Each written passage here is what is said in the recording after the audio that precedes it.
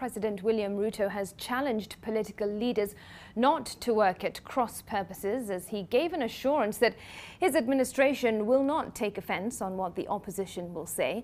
In a veiled political attack against Azimio leader Raila Odinga, who has promised to address the country on his next course of action, President Ruto says a functioning opposition is a testament to true democracy, but what he won't entertain is a political handshake, as Duncan Kamba reports. President William Ruto, who was addressing the nation from Mombasa State House on the New Year's Eve, broke from the tradition of his predecessors, who for many years would avoid politically charged messages in their addresses when he drew a political red line against the opposition, asking them to stick to their lanes, restating that there is no room for another political handshake.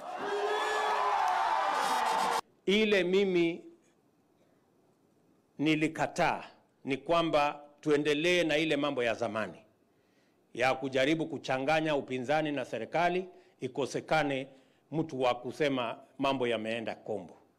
I am very happy that today we have a working opposition that speaks to us from the opposition benches, that looks at what is not going right and tells us what is not going right.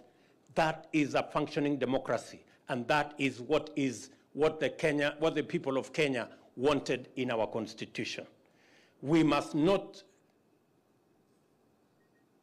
work at cross purposes, and we will not take offense of what the opposition says. Whether it is right or not right, it is for the people of Kenya to judge. He revisited the 2022 presidential election, saying it was a tough contest, but he surmounted the challenge by slaying the dragon of negative ethnicity. Mimi namshukuru Mungu ya kwamba wale waliojaribu kutugawanya kama vikundi ya kikabila hawakufaulu. And it appears the fifth administration is not done yet with the Uhuru Kenyatta regime that continues to be blamed for making what they term not so wise decisions. I found that there were decisions that were made for political expediency for that time because we had an election. As a consequence, President Ruto has cautioned Kenyans to brace themselves for a tough ride before he steadies the ship.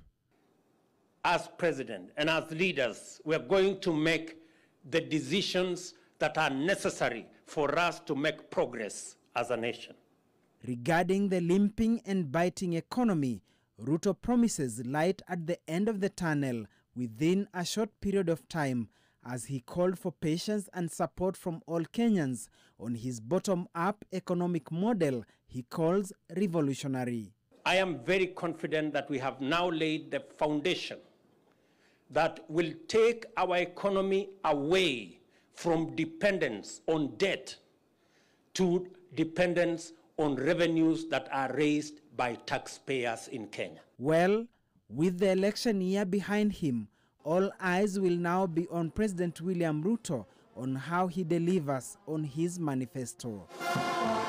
Duncan Kamba, NTV.